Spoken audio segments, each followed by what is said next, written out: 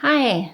So today I'm getting ready to go on a little bike trip up to San Clemente. I'm not entirely sure what to do when I get there because I've actually only been there once before, and I biked there from where I live in Encinitas, and by the time I got there I was so exhausted that all I did was hang out at the beach before turning around and heading back. Now today I'm actually going to take the train up there. I have to take the coaster up to Oceanside, and then from Oceanside I'll transfer to the Metrolink.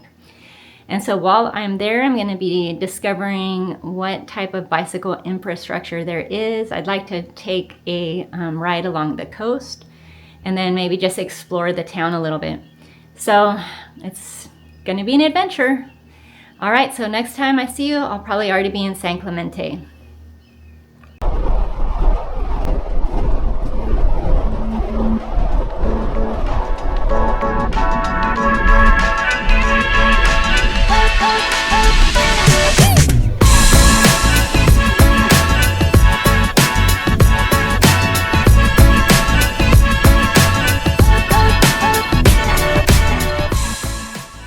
I got off at the San Clemente Pier, which is the first of two stops in San Clemente. The other one is North Beach, simply called San Clemente. Metrolink only stops in San Clemente on weekends, and with a $10 weekend pass, you can ride all the Metrolinks you want.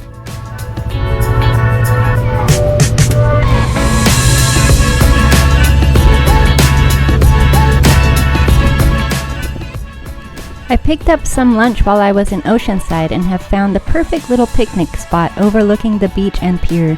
What a perfect day to be outdoors.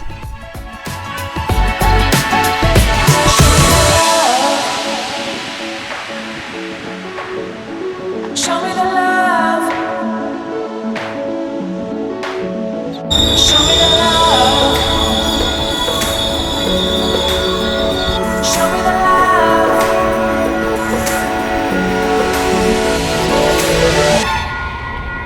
Come show me the love. Show me the love. Show me the love. Show me the love.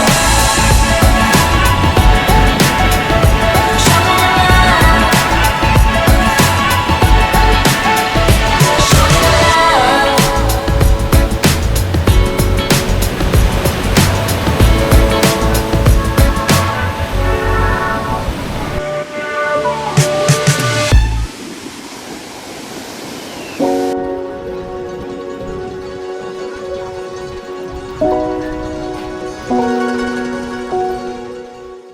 From the pier, the beach trail stretches 1.2 miles to North Beach and 2.1 miles to its southern end near Calafia State Park, a total of 2.3 miles. E-bikes are not permitted on this trail, and bike speeds must be kept below 10 miles an hour. This is a multi-use trail, so please yield to pedestrians. And yes, dogs are allowed here too. This trail is mostly sandy, so keep that in mind.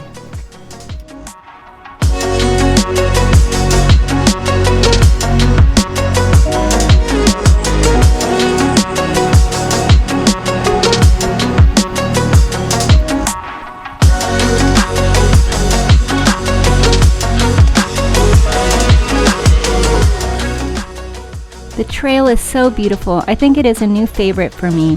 The textures of agave, coastal lavender, sage, and a variety of trees envelope the trail and the wind-carved bluffs, while the coastline stretches across the west.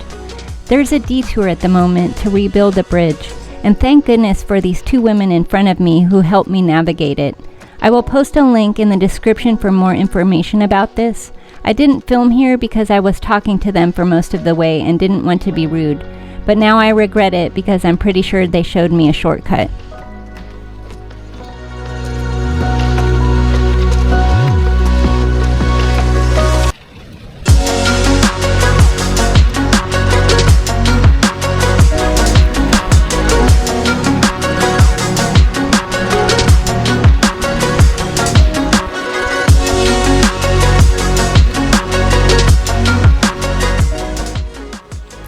The trail eventually spits you out into the parking lot of the San Clemente North Beach train station, which wouldn't be a bad place to start if you plan to go south on the trail all the way to Calafia State Park or beyond.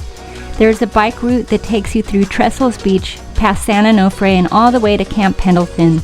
I'll cover that in another episode.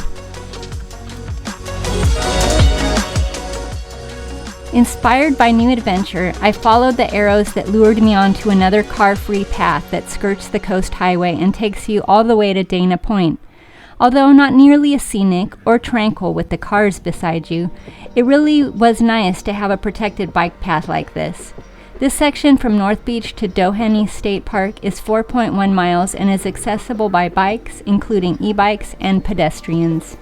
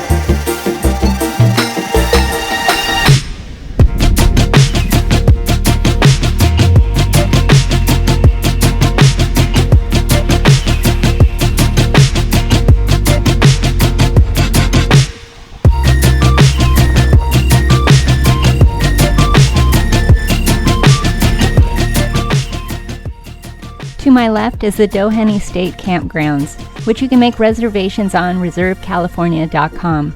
Current cost is about $50 a night, and there is no dedicated hike or bike site, so bike tourists pay the same as motorists. Space fills up quickly in spring and summer, so reserve in advance.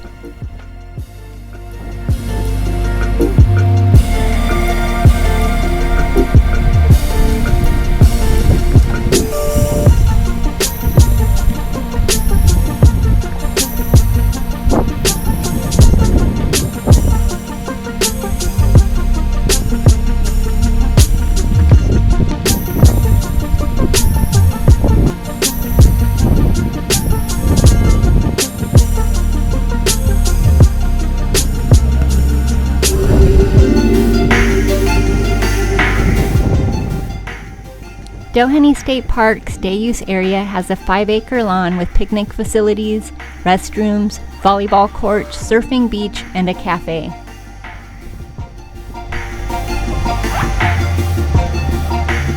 I'm here at Doheny State Beach. I wasn't planning on ending up here, but I just went with the flow, and this is where I ended up. There was a detour I had to take in San Clemente on the bike path. I think there was a bluff collapse or something. I wouldn't have known where to go, but there were a couple of women that helped me find my way. They were super nice, and they even helped me carry my bike down this steep flight of steps, so I was really lucky. And then I took this bike path all the way from San Clemente to Doheny Beach and Dana Point. And now I can't decide if I want to go back or take a trail over to San Juan Capistrano. I'm leaning towards going over to San Juan Capistrano, but I'm not sure yet, so I guess we'll find out.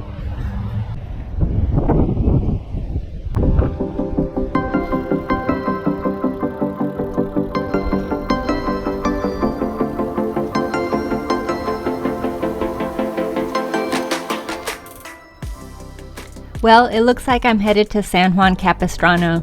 I will catch the train home from there. The San Juan Creek Trail parallels the San Juan River and is about 5 miles from Doheny State Park to its end in San Juan Capistrano. This is a Class 1 bike path, completely paved, and is well traveled by bicyclists and pedestrians, especially on the weekends. It passes several parks and connects to other bike paths.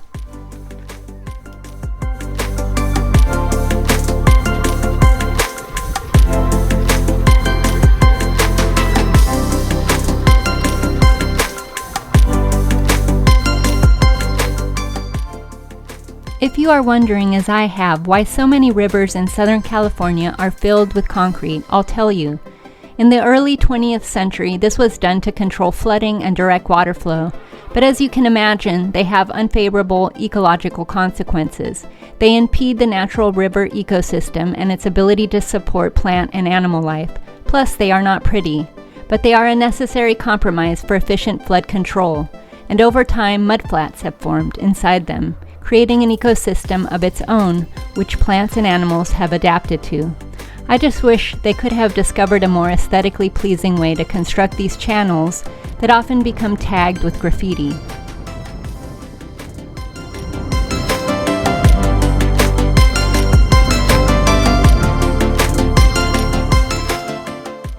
While Orange County gets an A grade for their extensive network of bike paths, signage is often non-existent and you may need to figure out your detours and connections beforehand. I ultimately overshot my target and went through some rigmarole trying to navigate to the train station when I should have just backtracked.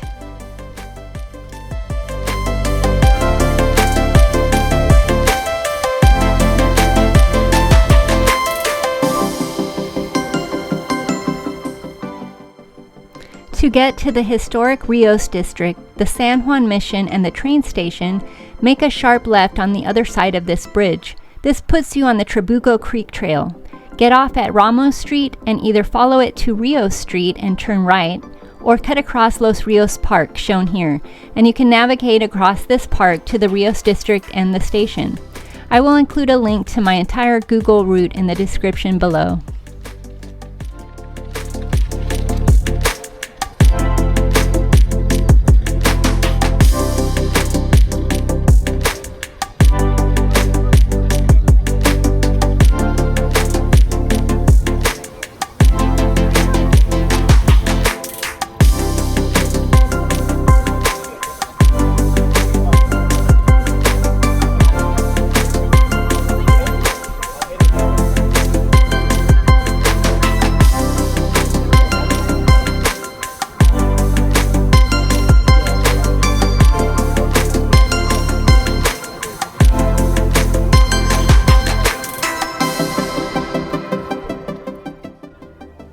If it is a weekend and the weather is nice, you can expect significant crowds in this historic center of San Juan Capistrano. Luckily, despite getting lost, I managed to get to the station on time.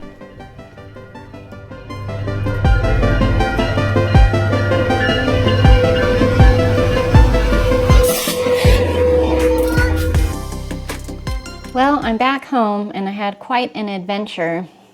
So not 5 minutes after leaving the San Juan Capistrano station, the train stopped and we were stuck there for about 30 minutes waiting for an Amtrak train. An announcement comes up on the loudspeaker and it goes something like, "Passenger needs assistance on car number blah blah blah." And there were these two teenage kids with e-bikes that were sitting next to me, and they're like, "What the heck? What's going on now?" You know? And one of them was very curious, and he's like, "Let's go check it out." I'm like, oh my God. So they took off, and about 5 minutes later, they come back, and they're talking, and they're like, "Oh my God, that woman was freaking out. She was throwing peanuts everywhere." And she was yelling like, "I need to get out. I need to get out." So someone had a little bit of a breakdown in one of the cars and was throwing peanuts out, you know. So that was quite some drama. And unfortunately, I missed my connecting train when we got to Oceanside, so I had to bike home from there. Luckily, it was still light out and it was a nice bike ride. I didn't really get to explore San Clemente like I thought I was going to, other than the beach path, which was a lot of fun. But I want to go back there again, maybe next weekend. So maybe there's going to be a part 2 to this this episode, because I'd like to go back and like explore the neighborhood, because it's such a cute, quaint neighborhood with Spanish style homes and buildings. I've always wanted to kind of explore it. All right, so I think that's about it for now. I'm starving, I need to eat, and I'm glad that I made it home alive. and didn't get killed by the peanut throwing woman on the train. All right, I'll see you in the next episode.